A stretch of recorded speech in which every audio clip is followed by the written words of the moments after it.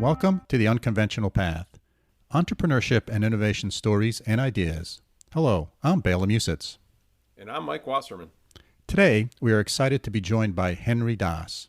Henry is a serial entrepreneur, author, and a coach for entrepreneurs. His approach to coaching is one that is customized to each client. He also wrote a book called FQ, Financial Intelligence. Yeah, this was a really thought-provoking interview in a lot of ways, Bela. We've talked with some different coaches during the series of podcasts that we've done over the last couple of years, and Henry has a slightly different take than some of our previous guests, which I think is great. Yeah, I think you're right, Mike. He does sort of have a different perspective, and he shared a lot of those with us during my conversation with him. It was a fun interview. I learned a lot, and so let's dive right into my conversation with Henry. Hello. Hello, Henry. How are you? I'm good. Oh, I'll put the video on. Hang on. I didn't know if it was video. There you go. How you doing? Well, thanks. Nice to see you. Likewise. Looks Can you hear like me okay? Yeah, very good. Sounds excellent. Looks like you are sequestered in the basement. This is what I call my war room. Yeah. Well, how appropriate for it to be in the basement. I've been working out of my house for probably 15 years. So one of these days I'll make it up to terra firma. But for now it's fine. So where are you geographically? I am in New Jersey. I'm about 20 miles from New York City as the crow flies. Oh, okay. How about you? I am in upstate New York, up near Lake George. Up near Lake George. Very nice. Yeah, it is nice. Nice, beautiful sunny day here today. We got the same here. Yeah, we need to get outside, go walk the dog. Yeah, excellent. So welcome to the show, Henry. Thank you. So let me ask you a question. If you're at a social event and you get introduced to somebody, and after, hello, and they ask you, Henry, what do you do? How do you answer that question? You know what? My knee-jerk reaction would be to tell them, I'm a business coach and a financial coach and an author. That would probably be the short log line for that. Although I kind of don't like that question in social events, but it's like, challenge me, ask me something a little more interesting. But I get it. Name, rank, and serial number. Yeah, okay, yeah. Here we go. Exactly. Okay, so what is a business coach? So I coach entrepreneurs. So the backstory is I'm a 30-year serial entrepreneur, and early in this past decade, I decided after I turned 50, I'm 60 years old now, that I was going to take all those skills that I had accumulated as a business owner and a founder, and I was going to help other people, coach them up. Yeah, very nice. Very nice. So when you sit down with a new client, somebody who comes to you and says, "Hey, Henry, I need help," what's sort of the most common misconception that you see that prospective entrepreneurs have? Misperceptions in terms of the coaching experience? No, about starting their own business, about being an entrepreneur, building a successful business. I think one of the misconceptions, one of the key ones, is that there is some sort of playbook that you can follow and it'll guarantee that you will be successful. Running a business, starting up a business is a lot like being a parent. You, to a large degree, nobody taught you. You might have modeled it from somebody else, but otherwise, you're figuring it out on your own. Yeah. So the idea of coming to a coach is, all right, you've been a parent before, multiple times. Tell me what to look out for. Help me through, guide me, teach me, mentor me. Give me an attaboy. I had a client today who asked me for an attagirl, as it was, right? She came right out and said, I need you to pump me up. I said, yeah, let's do that. Sorry for being slow on the uptake. She needed a little encouragement. I gave it to her. Yeah. So. Yeah. And so how did you, let's talk about your businesses. So, Sure. well, let's go way back. Let's go back to Henry as a young lad. Where did you grow up? I grew up in New Jersey. Okay. My first maybe side hustle when I was about 11 years old was cutting lawns, doing stuff, errands and chores for neighbors on my block or friends of my mom. I remember Mrs. Grabowski paid me $1 a window to come and clean the windows in her house. And I thought I had died and gone to heaven. Yeah. It's like, oh my God, she's Yeah. going to pay me $1 a window? I made like $25. I can't believe how many windows she had in her house. And I did a bang up job and it was hard work, but it's like, I got $25. I mean, this is 1970, right? I mean, $25 you could buy something with. I mean, I loved it. I was hooked then. And then I had my first W-2 job when I was 15, didn't have a driver's license, had to get working papers. I worked at a pancake house.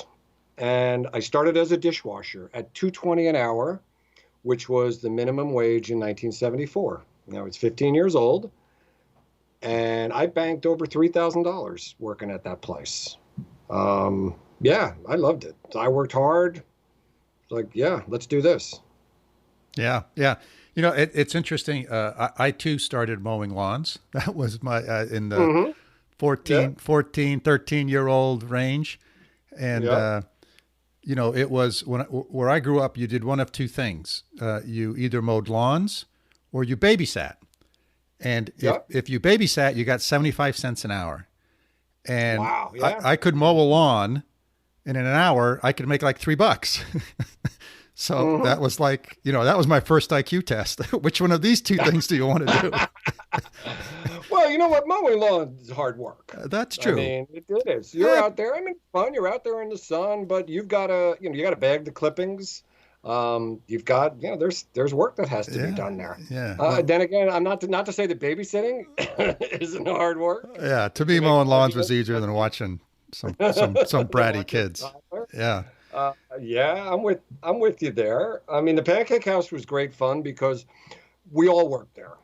I mean, there were 50 kids from my high school who were either cooks or dishwashers or bus girls or waitresses.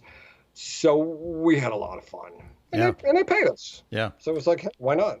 So those early experiences were foundational for you.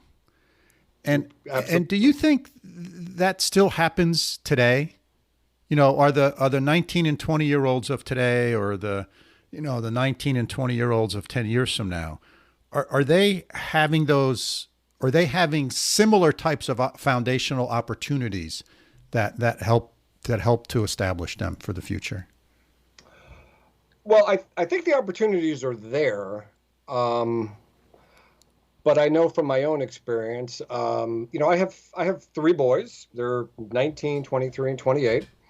And I'll be honest, I never really encouraged them to work when they were teenagers and they were younger. Although they did. My one son, he caddied at a private golf course that a friend of mine belonged to, and I got him hooked up with that. And he made good money. One of my other sons delivered pizzas, so they had it within them to do that. And then one of them asked me, why didn't you ever sort of push us or encourage you? And my answer was very simple. It's like, you're going to do that the rest of your life. From the moment you graduate college, you're going to work for the next 50 years. So why not just take a little time when you're young to smell the roses? I guess it was sort of the opposite of my experience because I didn't grow up in a situation where I had money given to me. I mean, I don't remember having an allowance. If I wanted money, I think I got a quarter on Sunday after church. Otherwise, in fact, I know I did, and I bought baseball cards with it. But other than that, if I wanted money, I had to go out and earn it. I mean, my parents were, especially my mom, was a Depression baby. She was born in 1927, grew up poor in Brooklyn, scratched for every nickel that they made. So they're like, you work, you work, you work.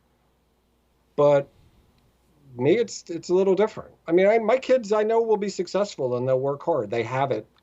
We've modeled it. My wife and I were both entrepreneurs. Yeah. So I think it's okay if you're 20 years old to not stress out about having a summer job. It's great. I'll encourage it if you want to do it, if you want to go work at a camp or something, but it's not mandatory. Yeah. Yeah. And at the same time, the opportunities, I think for young folks are boundless. They in addition to mowing lawns or babysitting or being, working at the pancake house, there's all these other things that you can do now that were very, very difficult or almost impossible in our age, right? Because of the digitalization of things, because of things like YouTube, there are all these other additional side hustles that if you have the motivation and the interest, man, you can do.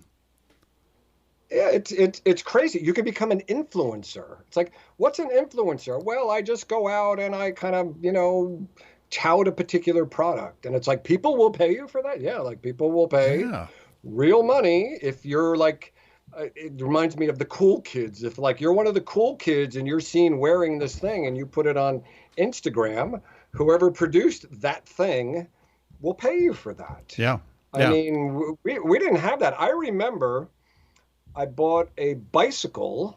It was made by Schwinn. It was called a lemon peeler. It was a really cool bike. In fact, if you try to buy one now, a vintage one will set you back probably $5,000. And I always wanted it. My parents would never buy it from me, and they had an ad for it in the local shopper. And people were moving. They wanted $49 for this bike. I went up. I walked. I was maybe 13 years old. I walked to their house about a mile away. I paid the $49 for it. I brought it home. I rode it for about 3 weeks, got it out of my system, and then I sold it for $80. I put a little $2 ad in the same shopper paper, and a grown man came and bought it for his 7-year-old child, and it's like, yeah, it's $80. And now it's up. And now it's up to 5,000. Yeah, I kind of wish I had kept it, but for me, it was fulfilling this kind of childhood want. There was no way my parents were ever going to buy that bike for me. So I figured out how to do it for myself, and I rode it around, and I had an arbitrage opportunity, and I made $30 on it. It's like, why not? Yeah, yeah.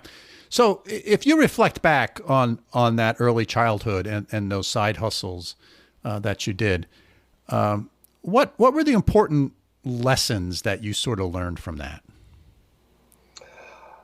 One of the lessons I learned early was,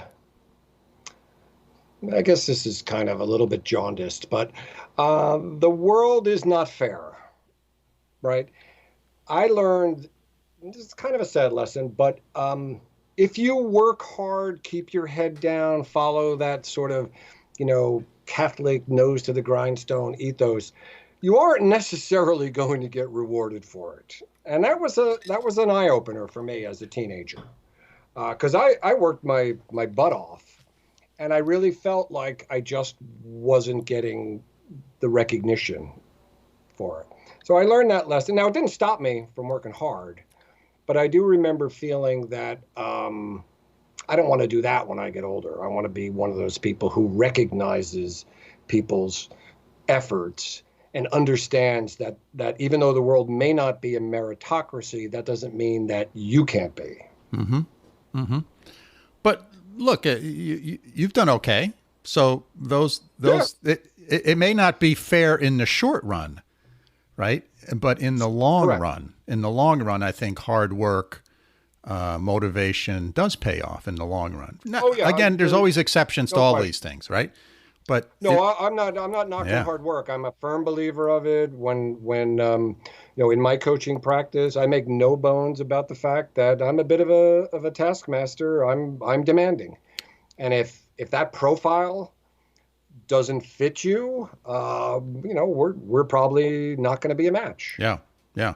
It's interesting you say that, because one of the things that I always have told my students is that starting your own business is not as intellectually difficult as you think it is, but it's a hell of a lot more work than you ever thought it could be. Mm-hmm. That's very well stated. It really is true. In my financial coaching, I tell people you don't need more than fifth grade math to figure out how to manage and grow your money. Yeah. You don't have to have trigonometry or calculus. It never comes into play. Right. And it's really fifth grade arithmetic, not fifth grade math. I'm sorry, fifth grade arithmetic. That duly noted. Right. Just for those mathematicians out there who are saying there isn't a differential equation around there.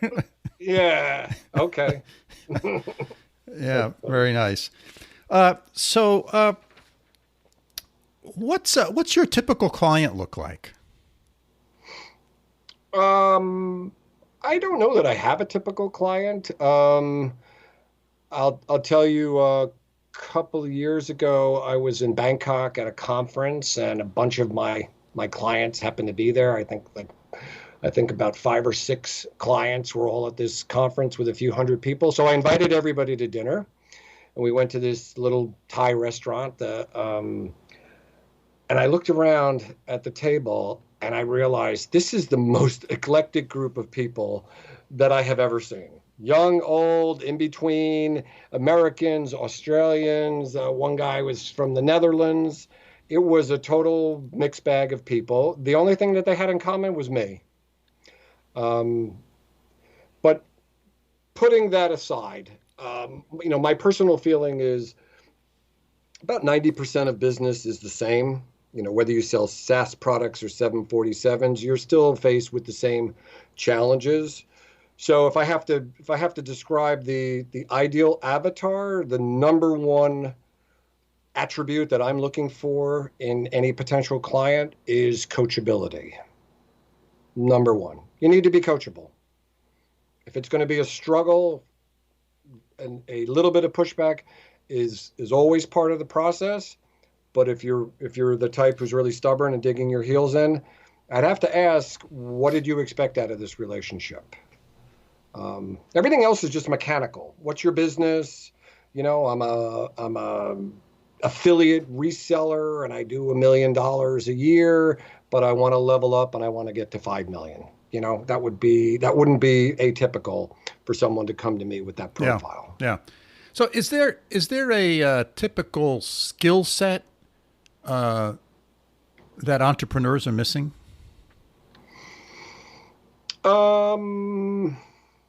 Finance. I would say if you're going to look for a common thread, certainly of the dozens of folks that I have worked with, many of them, there are a few exceptions, but many of them just don't know their numbers. And when you say arithmetic, when you say finance, can you peel that back a little bit? Oh yeah, certainly. On a most fundamental level, balance sheet, income statement, statement of cash flows, right? What is that, Henry? Tell me what that is. It's like, this is basic stuff. You don't need to be an accountant, but you do need to know that. You don't have to know all the details. That's what the professionals are for. You do need to understand on a basic level the difference between a capital expenditure and an expense, right? This is the kind of stuff that I consider to be, and I don't want to sound condescending, but this is table stakes. This is 101 stuff that you need to know. Then there's next level stuff. You got to think about KPIs, key performance indicators. How do we measure the lifetime value of a customer? How do we know what the acquisition cost of a particular customer is, especially when you're dealing with SaaS products that are on the internet? May be hard to measure, but you do need to measure that, right? And it just goes on and on and on. Or all these different numbers that come into play, some which are relevant on a day-to-day basis and some which might be more relevant over a weeks or month basis.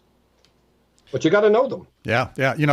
As you were saying that, in one of my former lives, I was a venture capitalist. I was a managing director of a venture capital fund, and I was amazed at the number of folks who came in to pitch us. Looking for $3 to $10 million. Yeah, and they didn't even have a set of KPIs. Right, that's normal. Right, they didn't know what their customer acquisition cost was. Right. They didn't even know what their gross margins were. right? Really, what are the two things you need to figure out if your business is viable? Cash flow and gross margin. Yeah. Right? Give me those two things, and I can tell you whether you're selling pencil erasers or rocket ships, whether that business has legs. So that stuff is really, really fundamental. I'm glad you identified that as one of the challenges. Now, you recently wrote a book. Is that correct? I did. Yeah. So tell us about that a little bit.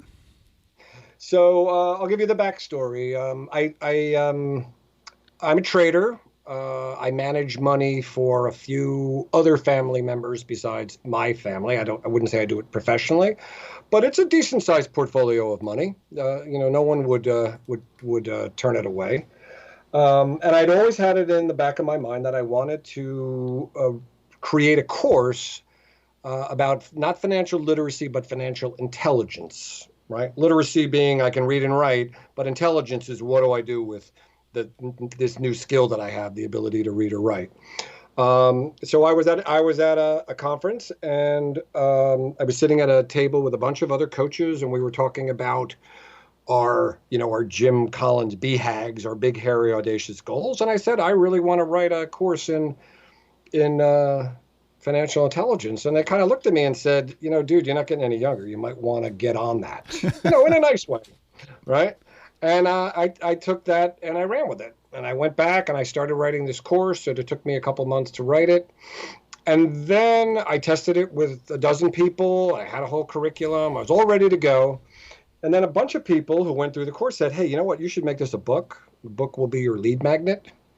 And so then I went down that rabbit hole, which is, quite eye-opening because there's a lot that goes into putting what I consider to be a professional book. I've seen what I call pop-up books, where people just create a book and they put it out in the world, and it's kind of like the one of the folks in one of my mastermind groups said a book is the new business card, right? So if you don't have one, you're playing from behind. And then after I finished that project, I released the book last fall before I was going to a couple of different conferences where I was speaking. And then I launched my course earlier this year. And that's how it came about. Yeah. And so what's the name of the book, Henry? It's called FQ, Financial Intelligence. FQ being like IQ is intelligence and EQ is emotional intelligence. Well, FQ is financial intelligence. So I didn't invent that. At least I thought I did until I Googled it and realized that concept has been around for a while. But I said, hey, you know what? I like the title. I'm going to go with it. Yeah. And where can people find this book? If you go to my website, which is www.dasknowledge.com, and you click on the tab that says FQ, you can find a link in there and you can download it for free. So I've been giving it away, even though I've sold a few copies of it. I want people to read it. So I'm happy to give it away. The real value, in my opinion, is in the one-on-one course that I teach, the 20-week one-on-one course. But I think you can get value from the book or reading my blog or any of those things. Yeah, great. Well, I will make sure to have that information in the show notes, so our listeners can access that. So how about this course? How does one sign up for this course? So if you go onto my site and go to the FQ tab, you can hit a little button that says apply now. You actually have to apply for the course. I don't have a shopping cart or any of that stuff because there's a 2-step process. You apply, you will fill out a form. It'll jump you to a form that asks about 25 different questions. And then I get those answers, and then we schedule a call to talk for half an hour, 45 minutes to get an idea of what your goals and aspirations are. And once we are, both of us believe that we're a fit, then I'll take your money. Oh, very nice. Very nice. That's how it works. And and now, is this course intended for individual financial intelligence or for if I'm running a business? This is specifically for individuals. I was originally going to call it Financial Intelligence for the Sandwich Generation. And so I pitched that title to my wife, and she said, I like it. what's the sandwich generation? So I decided, okay, maybe that's not as as universal a term as is possible. Sandwich generation, of course, being folks with young kids and aging parents, and they're sandwiched in the middle, and they're saving for college, and they're saving for retirement, and they're paying off a mortgage, and they're worried if mom and dad didn't put enough money away. That's really the sweet spot. But if you're in your 20s, you can learn a lot because I cover pretty much everything I think you need to know from the day you're born till the day you die. Yeah, yeah. Now, what were some of the businesses you started, Henry? So my first business was called Abacus Solutions. I started it in 1991. It doesn't exist anymore, so don't Google it. I actually sold the domain name to somebody about 10 years ago for, I think, about $800. And we were an Apple reseller, Apple computer reseller, based in New York City. Sold Macs, eventually sold servers and PCs. I grew that to almost a $4 million business before the bottom fell out of that business during the whole .bomb thing at the turn of the century. I had a business that built home theaters. I had a real estate business where we built multi-million-dollar houses. I had a website that sold computer products. I even had a factoring business after 9/11. A lot of businesses, especially the ones in Lower Manhattan, couldn't get traditional financing. So I created kind of a pop-up business where I said, okay, I'll use my own money and I'll finance your receivables. It was a nice little business, right? So kind of a whole bunch of different stuff. Wow, real kind of eclectic collection of... Just like my clients, eclectic collection of businesses. So how do you... What's your process for saying, okay, I'm gonna start a business. I'm gonna start a factoring business. I mean, take us through that. What's your process? So there's a couple pieces. I'm actually writing a new book right now.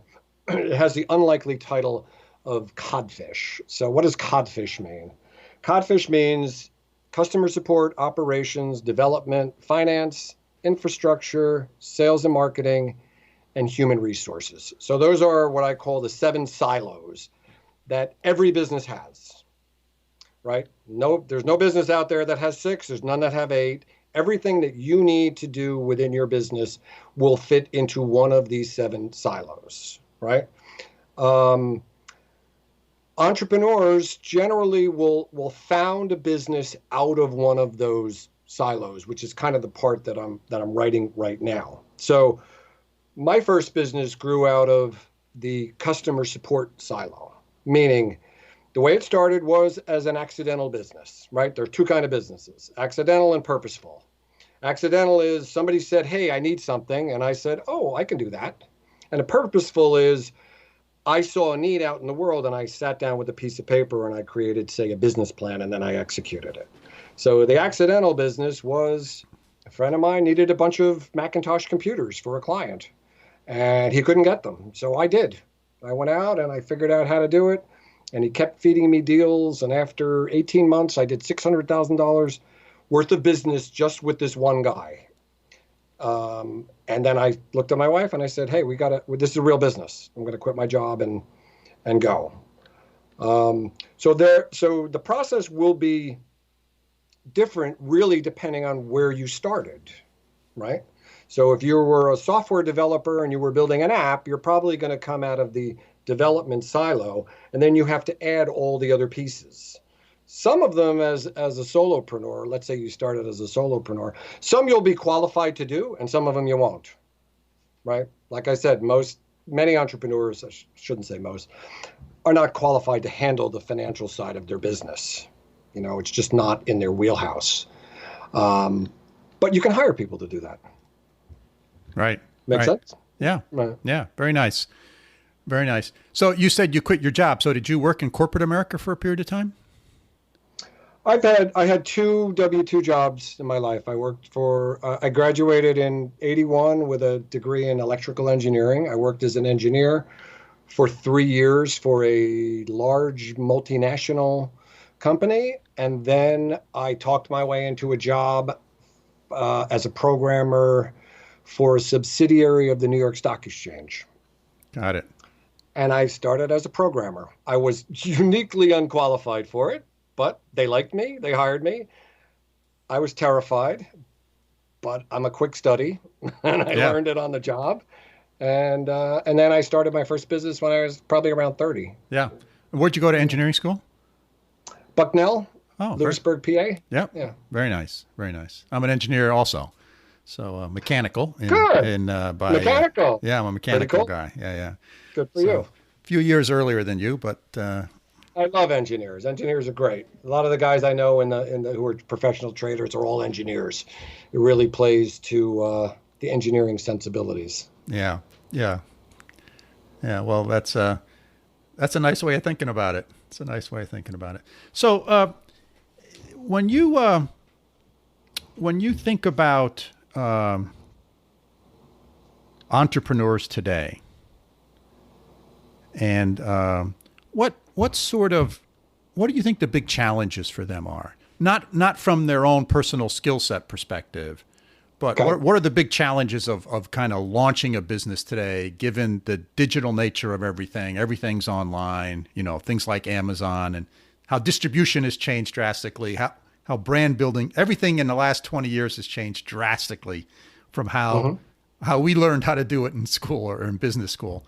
What do you think the big challenges are for entrepreneurs today? That's a great question. If I think back to how we started our business, we leveraged personal relationships. Most businesses, many businesses will start that way. If you decided you wanted to be an insurance salesman, who are the first people you sell policies to, right? Friends and family. And then you ask them to refer you, and then so on and so forth. And that worked for a number of my businesses.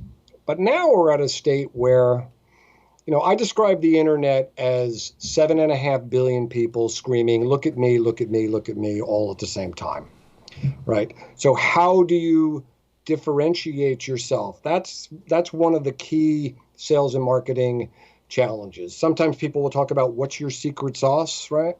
You probably heard that phrase before. Well, a lot of businesses don't have secret sauces. They're just selling commodities, right? If you're an Amazon reseller and you're selling, skateboards, there are hundreds of other folks that are out there doing the same thing.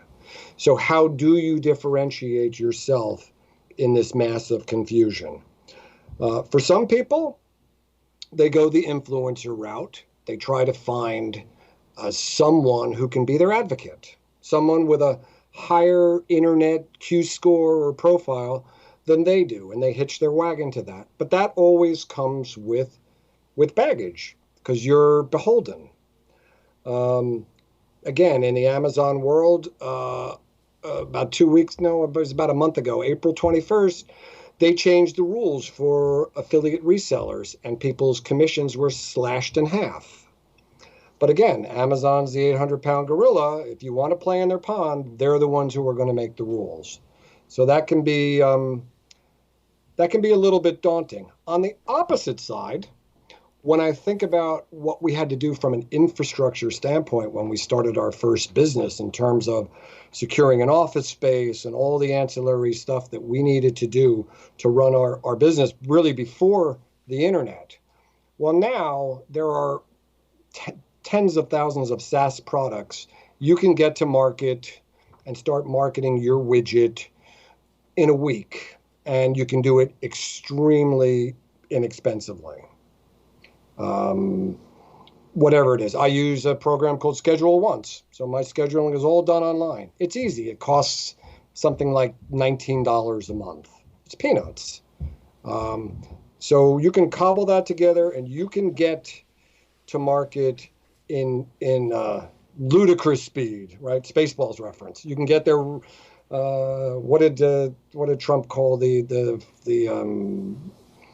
initiative for the vaccine? Warp speed. He went for the Star Trek reference. So that's different. It took us months to get our business off the ground. You can do that now in a matter of days. Yeah, which is pretty amazing.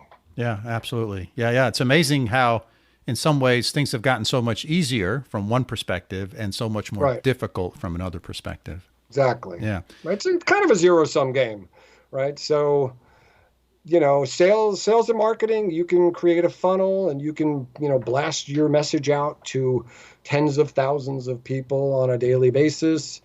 You can generate content. All it takes really is the time to write things and get it out there. And you can become a thought leader within your space for not a lot of capital cost. And that's huge. That's a huge advantage. However, where there are no barriers to entry, that means anybody can do it. Like in the coaching business, there's no barriers to entry, right? Anybody can be a coach. Yeah. Right? They can just take 5 minutes and boom, put up a web page for nothing. You can go to one of those free websites and all of a sudden, boom, you're a coach. Yeah. Yeah. Yeah. So that makes me think of the question to you of how have you, since you're in a space that's really crowded, very easy to get into, no barriers to entry, how have you differentiated your sort of space? What things have you done to differentiate? Another great question. I recently redid my website to make it more personally branded so that it's more about me. As opposed to just something, generic that I had done a couple of years ago. Really trying to raise my profile and get my message out. And my message is really sort of old school. I'm a 60-year-old, 30-year serial entrepreneur who believes that there aren't really shortcuts. I was on a podcast the other day and they asked me, what shortcuts do you have?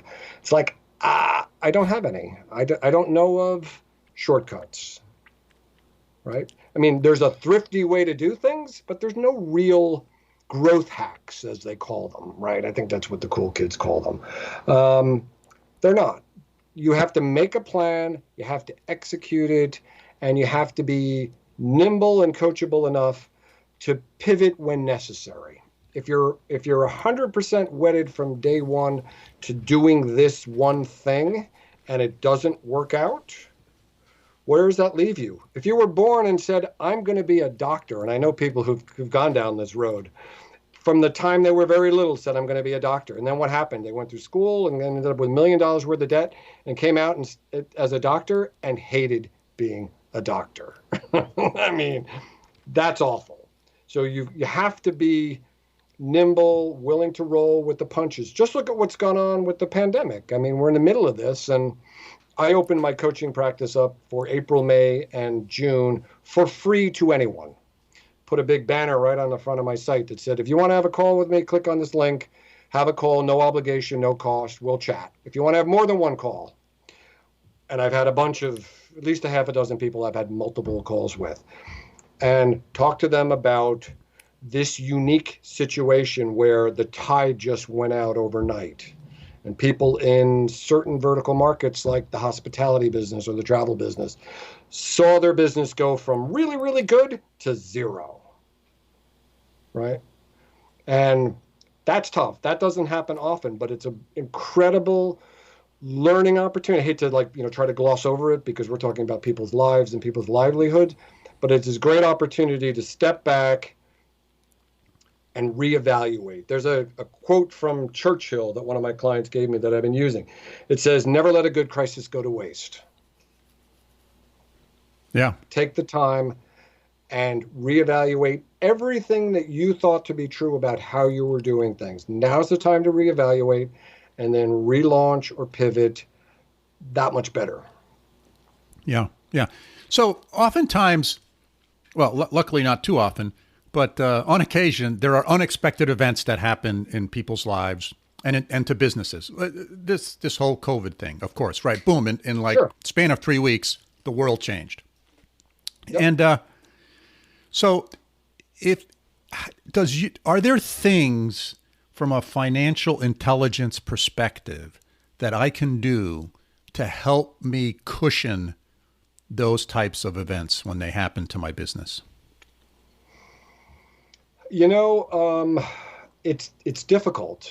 You can do it on your personal side. There are facilities available for you to protect your downside. But in a business situation, let's just look at the tax code.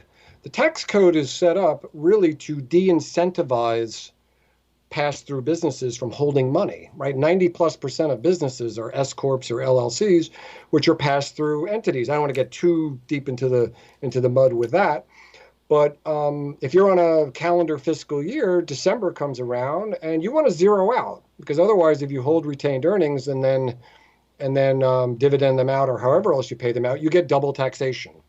So there's an incentive to kind of keep to spend, certain not parts, save, right? Yeah, certain parts of your balance sheet kind of threadbare, because otherwise you can get hurt with that. Most businesses have, I read the statistics somewhere on the internet, so it has to be true. 3 weeks worth of cash available to them if all of a sudden their inflow stops. I think that's optimistic. Most businesses are running hand to mouth. Even if you're a large business, you depend on cash flow, right? I analyze large companies into my portfolio. And your whole dependent on that. Your whole factoring business was was based on that premise. Yeah, whole factoring business. Yeah, I was making about 6 points on that. I would buy a receivable, and at 94 cents on the dollar, I'd made the 6 points. It was non-recourse. So if the client defaulted, the difference was 9/11 was a centric, was the people who were having a problem getting financing at 9/11 specifically were businesses below Canal Street in New York City. So I could run the credit on somebody in Chicago. I had pretty good surety that they're going to be okay, even though there was a bit of a downturn. This is very different. This is the whole country. Yes. There's no safe haven anywhere. There's no place to hide, Yep. right? So I would think twice about factoring any receivables. Yet, I believe that this will be a very interesting opportunity for alternative financing products out there. Right now, we haven't seen the capital markets get clipped, and I hope we don't, because it's the greatest existential threat to our health as a country and our recovery is if there's a liquidity crisis, right? Right now, the Fed has basically said, we will never stop printing money. We are infinitely backstopping this economy to make sure that there's a free cash flow at the uppermost level. But if it gets, again, I don't want to get too technical, but if it gets choked off at lower levels, which is what happened after 9/11 in that microcosm of lower Manhattan, that's a death knell for businesses, right? Even if they just call your credit line, right? Even if you only have 2 weeks of cash, right? If you've got a credit line to backstop you, and every client that I've ever had, I've said, listen, if you don't have a credit line, we got to get one now. We are not going to get a credit line when you need it. Then it's too late. We have to do it now while everything is rosy and healthy. And that's just there to backstop you for a rainy day. Yeah. Very good. Hey, Henry, you've been a great guest. You've shared a lot of really good wisdom and ideas and thoughts. Is there anything that I have not asked you that I should have? What do I do in my spare time? More importantly, what is spare time, right? I mean, I can go on for hours and hours, but obviously we only have a half an hour. That would be the only thing. So what do you do in your spare time, Henry? I'm so glad you asked. Let me see. I write screenplays, and I collect baseball cards, and I play golf, and I play Settlers of Catan, now that my 3 boys are home, which is a board game, a really, really cool board game. And I play tennis and bicycle, and I like to stay active. I like to do all sorts of different stuff. Excellent. Keep my brain plastic. Right? Yeah, excellent. Yeah. Not all business all the time. You got to have fun. Yeah. And a variety of things, it sounds like. Variety of fun. An eclectic, that would be the theme of, right? An eclectic mix of different activities. Yeah. Well, Henry, hey, thank you very much for being on the podcast. You've been a wonderful guest. I've really enjoyed our conversation. I had a great time. Thank you very much. Me too. Thank you. Well, Bela, Henry was an interesting guy. Not only is he a man after my own heart because of this Schwinn bike story, which I also had a Schwinn bike that I had a paper out for when I was a young kid, but he talked about his old school approach. I mean, I think he used those words, but he's a very traditional, no shortcuts, lay the groundwork with a solid understanding of financials, build a strong business by the numbers, all of these things that are pretty textbook. I mean, you've done a lot of coaching over the years, and you don't do it as a business, but I think you do it just to give back to the community that helped you. But where do your philosophies and his philosophies about coaching overlap, and where are they different? So I think that I agree with him on understanding the foundations of your business. So either you or someone else in your business that you trust and you work with very closely has to have a really good understanding of the foundations of your business. And one of the key foundations, I feel, is financials. Where's your money going to? Where's it coming from? How are you spending it? How long does your money last? What are sort of the various key elements and metrics? I think that's really important. And let me, a week ago, I was on a conference call with 3 or 4 other entrepreneurs for this other event that I do. And it's a round table. And one of the entrepreneurs there, who's been running a successful business for 8 or 9 years, and is not really a financial whiz, hired a CFO in December.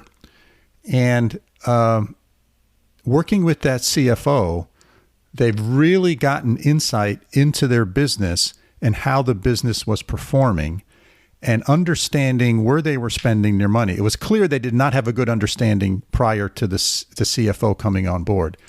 And they made drastic changes in their business because they realized they were spending money in areas that were not generating a return for them, either in the short term or the long term.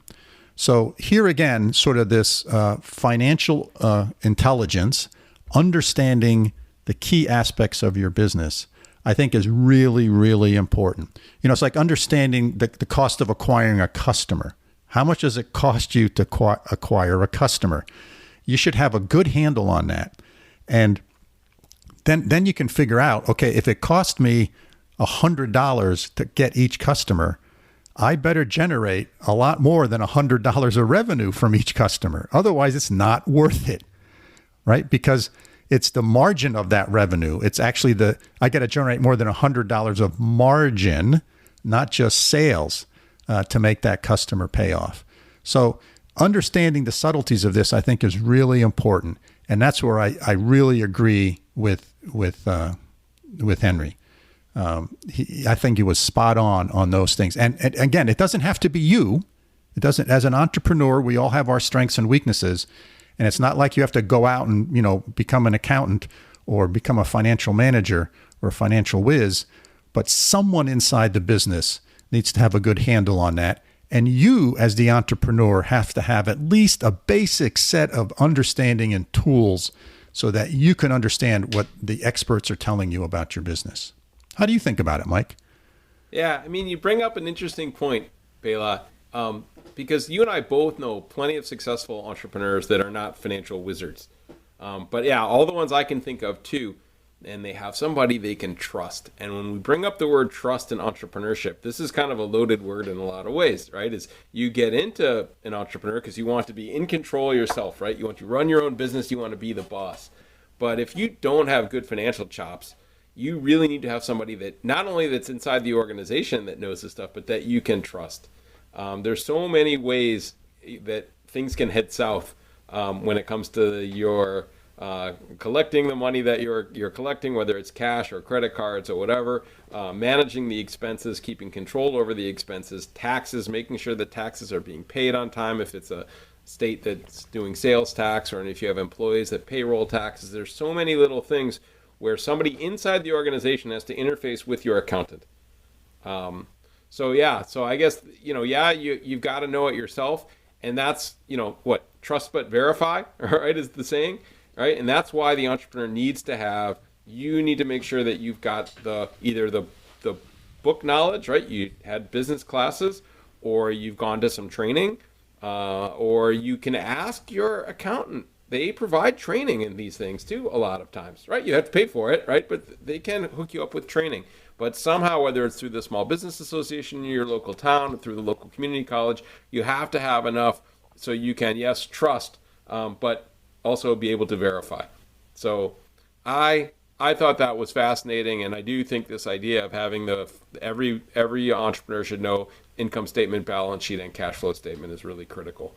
But yeah, the complexities of tax law, the complexities of managing cash flow, taking depreciation, all these types of things can be a challenge. And at least if you know what statement are you talking about, and what are the positive and negative impacts, short and long run impacts, you can ask the right questions. Yep, I think that's really critical. So, Mike, the other thing that Henry and I talked about is this notion of coaching and coachability and coaching entrepreneurs. What are your thoughts on kind of coaching folks? I guess, I've done some coaching in the startup space, but I really look at the way I've taught over the last, I taught my first college class in 1991, so really almost 30 years now of teaching at the university level. I've always tried to take a coaching philosophy in the classroom rather than just lecturing. I like to do project work. So I like to think that I know a little something about coaching between my work with startups and my work with my students in the classroom. And the word coachability is really interesting, because I guess the way I see it is, if I'm looking at a person and judging their coachability, it's really my perception of their coachability. And I think there's a difference between when I perceive somebody to be coachable and whether they actually are coachable. And really, when I think of coachability, I think of, okay, if I invest time in this person, are they actually going to listen to what I say, right? Are they actually open to get different viewpoints? Are they actually willing to do what it takes to maybe look at their business a different way? Are they willing to think differently and maybe think, okay, even though their idea is fantastic, maybe there's a better or a different way to do this? Are they thinking about things from their customers' perspective, from their employees' perspective, from the communities that they're operating in perspective? These are the things that I evaluate as kind of coachability, right? Open and willing to consider and think and dig. Doesn't matter if they agree with me or not. I don't care. I just want to make sure that most of the time they're A, listening, and B, thinking about it. Otherwise, it's not worth my time. And here's what I think. I've taught a lot of students and I've coached a lot of people. I think that the idea that some people are coachable and some people aren't is somewhat of a misnomer, okay? I think it's that people have to behave as if they are coachable, and then most people, I think, are open, right? There are a few. I mean, we can both think of examples, I think, of people who truly aren't interested in listening to anybody but themselves, and those people are not a good investment of time. But I think that most people really, if you tell them, hey, here's how you should approach being coached, here's how you should approach being mentored to make the most out of that opportunity. That, I think, is worth a conversation worth having. What do you think, Bela? Yeah, I think so. And there's 2 points I want to make here. The first one is that, when you're an entrepreneur, that means you're more than likely really passionate about something. You have strong beliefs and you have strong convictions, right? I mean, that's what got you there. That's what gave you the confidence, the self-confidence to start a business, to raise money, to sell a product, design a product, right? And to do this leadership role that you have as an entrepreneur. But we have to remember that should not drive you to shut out input from others. You should still need to be open to other people's opinions. Yours are important and maybe more important than other people's, but you have to at least open yourself up to being receptive to those opinions. And I think you bring up a great point, Mike, in that whether you actually use other people's advice or not is up to you. But I think you want to at least make sure that you are approachable and other people feel comfortable giving you or sharing with you their thoughts and ideas about what's going on in your business or how you can improve your performance. The second point I wanted to make, which is related to this, is I find it interesting in that in sports, we have coaches all the time. As a kid, when you start playing football or soccer or baseball, you have a coach, and you have it as a 5-year-old.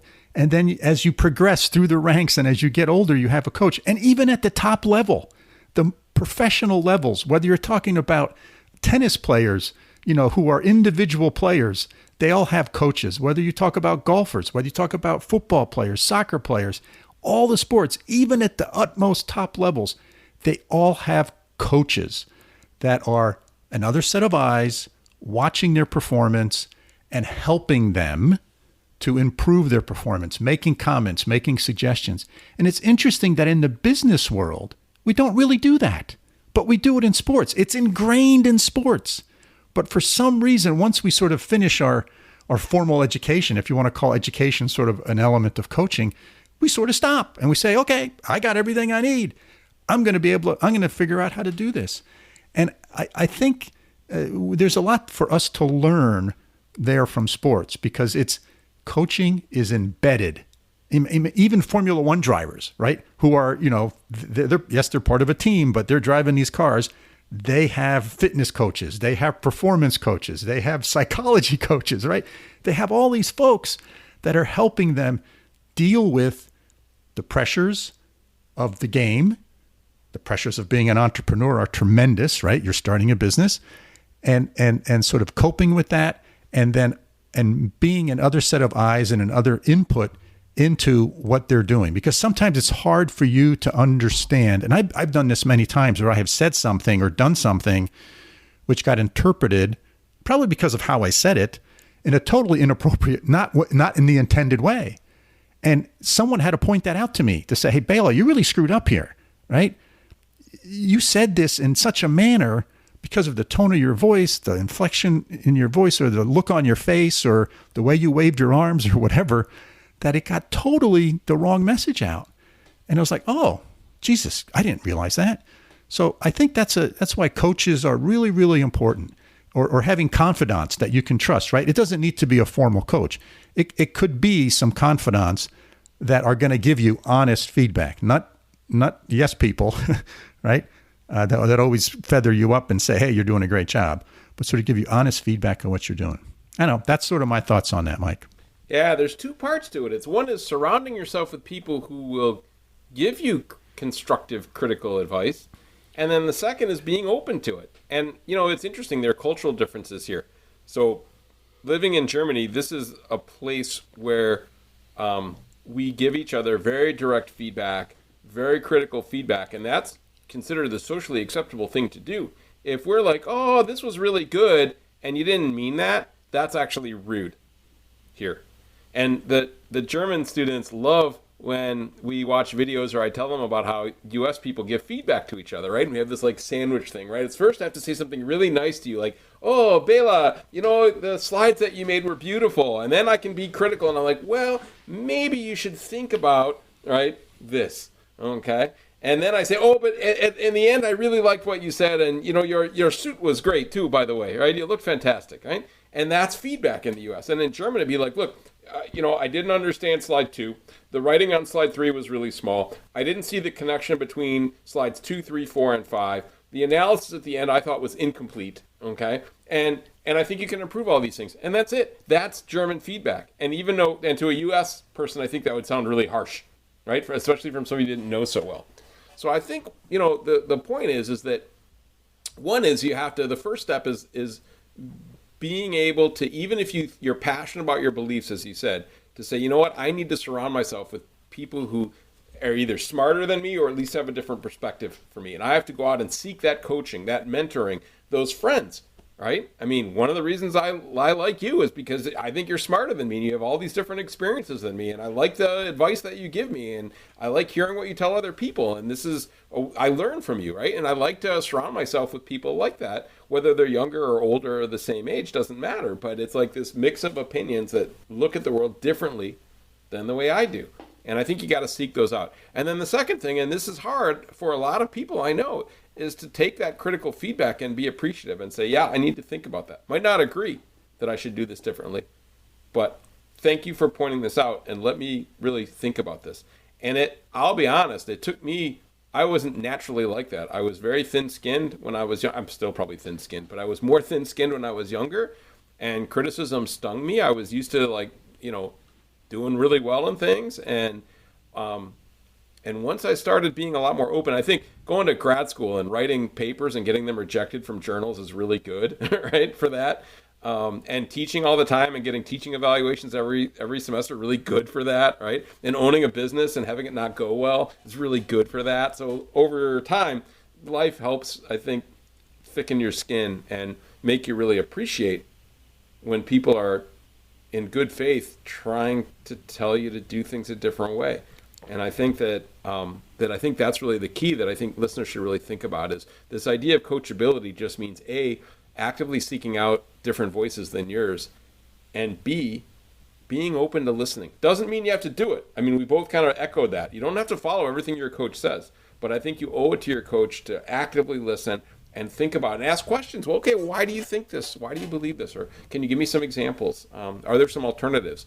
And think about that. But I think that's really important. And it might be simple as taking notes when somebody's talking with you. I drill my students into that. When they're pitching and they're talking to venture capitalists or angel investors or whatever, even the simple act of writing down when somebody's giving you critical feedback really sends a signal that you're open and you're coachable, and they're going to be willing to give you more feedback and to help you just by bringing a pencil and a piece of paper, right?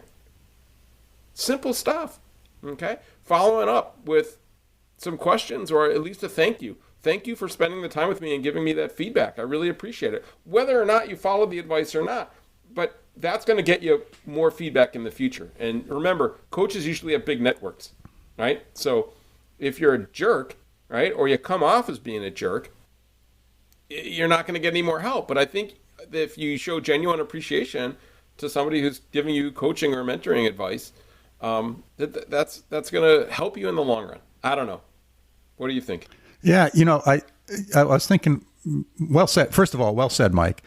And I was thinking about healthcare, and that when you go to your doctor and the doctor says, you know what, I think you're going to need surgery for this. What do? We often go get a second opinion, right? We get another data point, right? That either concurs or gives you a different data point.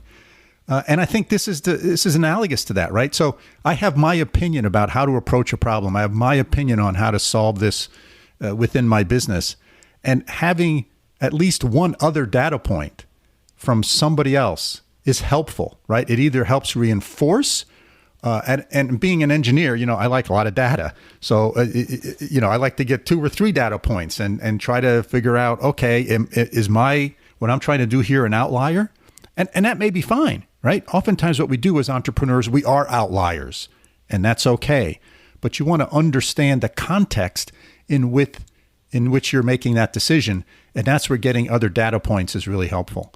And I think that's part of being open to coaching, both formal coaching, informal coaching, and having mentors. It's all sort of very similar from that aspect. They're giving you more data. They're giving you more, and you have to process the data and you make the decision. Don't let coaches tell you what to do. Use coaches as input so that you can then process the data and make the decision that you think is right. Yeah, there are bad coaches, right? Sometimes you have to walk away from a coach and find somebody else. But this is why it's actually good to get not only a second opinion, but a third opinion. And I'll tell you, one of the businesses that I was involved in, it needed that, right? The first people that we were listening to, after we listened to them and it didn't work, and we listened to them again, it didn't work, okay? And we realized we might need to go get some other opinions. And then we went out and sought other opinions and other coaching, right? And found the right people that gave us better advice. And, that doesn't mean that we told the first coach people that were giving us guidance to screw off or anything like that. We were really nice. But then we naturally gravitated towards people that gave us much better advice. And that's how, the business got turned around. So I think that, that's the other thing is even the third opinion, I think, is important. Right. And the fourth opinion in this. Your startup is your baby, right? And you need the best advice that you can get. And it's the same thing, right? It's like, it works the other way. If a coach tells me to do something, I'm like, no, I know better, and I do it. And then it doesn't work. And then I go back to that coach and I'm like, oh, here's this other problem I'm having. And they give me a piece of advice and I don't follow that and it doesn't work. I should probably pay a little closer attention to the third time, right? That this person's telling me something that I need to hear. So there's these two streams, right? One is listen to somebody when you don't follow their advice and it doesn't work, but you might need some different voices when you follow somebody's advice repeatedly and it doesn't work. So I guess there's a little more to it. Maybe I made it sound a little simple a few minutes ago, but. No, it was good, Mike. It was good. Well said. Okay. So what do you think? Time to wrap this one up? Yeah, let's wrap it up. I can wrap it up. So thanks for joining us this week, listeners. We hope that you found the last 45 minutes or so interesting and thought-provoking. And of course, if you have questions about what we discussed, please get in touch with us. Our email is bela.and.mike@gmail.com. And hey, do us a favor. If you haven't already subscribed to the podcast, please do. There's usually a subscribe button in your favorite podcasting app. So until next week, signing off from upstate New York. Hey, Mike, have a great week. Thanks, Bela. From over here in Münster, Germany, I wish everybody a great week as well.